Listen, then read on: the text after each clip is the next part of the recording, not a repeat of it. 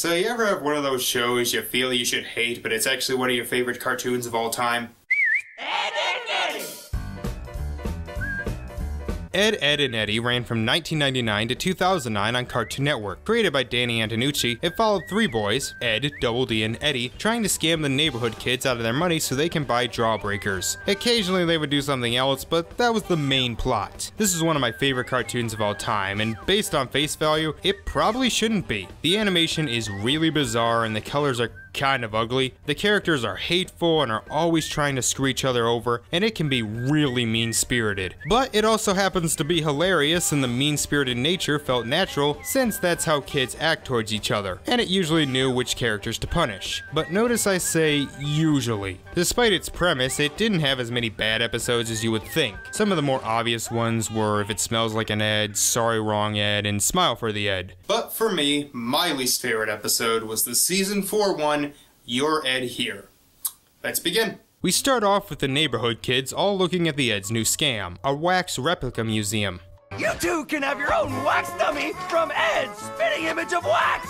Need a scapegoat for mom and dad to yell at? I could use one of those the next time my boss calls me into the office. The opening is actually pretty great, and that seems to be a theme with bad Ed, Edd, and Eddy episodes. They always start out really well. Like If It Smells Like an Ed has this goddamn catchy song, Smile for the Ed has a great moment with Johnny and Plank, and this has Jimmy being launched into space. Unlike most of their scams, it actually does get most of the kids' attention. Keep this in mind as it'll be important later. The only one disinterested is Kevin. Fuck Kevin. But he finds a wallet on the ground, and because Eddy senses cash, he comes over to look, but it appears to be empty. What idiot would carry a wallet with no cash in it? In the age of credit cards and PayPal, everyone. Of course it's Eddy's, and because it has his ID, Kevin now knows his middle name. Huh, Skipper? Ah yes, clearly a reference to old ESPN president John Skipper. Look, the majority of this episode is just one problem. I have to pad this thing out to at least 6 minutes. Eddy tries to send Kevin off, but he ain't going anywhere. So he begs and even grovels so he won't tell. Kevin says to go get him a soda. After Ed blinds Johnny, leaving him to a life of darkness and hardship, Eddy takes all of the money they made and gives it to Kevin. Yeah, I don't care how embarrassed Eddy is by his middle name, he would never give up his money. Eddy quickly closes the wax replica store and drags Ed and Double D to his room. Ed wants to play X's and O's, which is tic-tac-toe trademark, or is that just what they call it in Canada? Ed, don't you see? Something's amiss here, and Eddy's just trying to... Find your hamburgers, yeah, Whippy! I have literally no idea what Ed just said. Eddy goes out and sees Kevin talking to Sarah and Jimmy, and goes up trying to defend himself. I was just telling him how much you love Jimmy's fashion sense, dorky. If that's a lie, maybe I should tell them the truth. What truth? And basically this is what's gonna be happening for the rest of the episode. It's just Eddy being tortured by Kevin so he won't reveal his middle name. Eddy is clearly horrified at the idea of having his name told, so much so that he mails Johnny off to Timbuktu when he sees Kevin talking to him. As bad as this episode is, it does realize that you can get a lot of comedy out of just doing weird shit with Johnny. He then starts talking to Naz, forcing Eddy to do something even more embarrassing.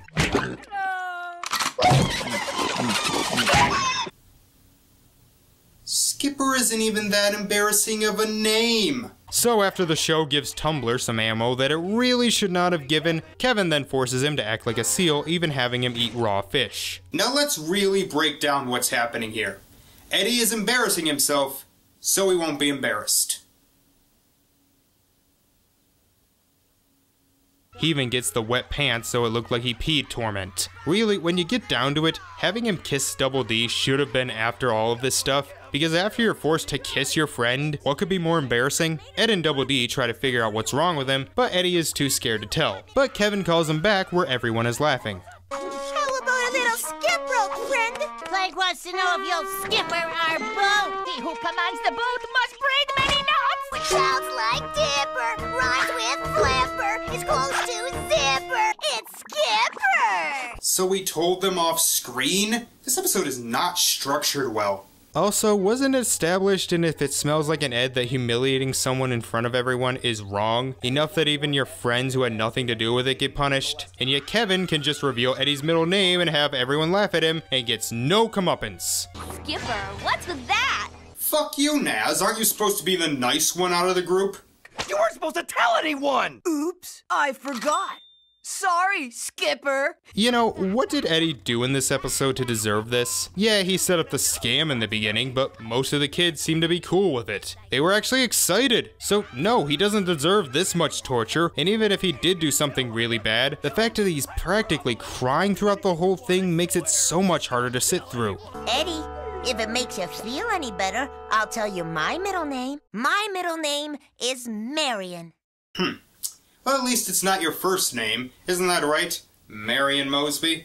Of course, Eddy starts laughing and then blabs it to everyone else. Meaning the episode ends with Double D, who hasn't done anything even remotely wrong in the episode, being humiliated. This episode fucking sucks.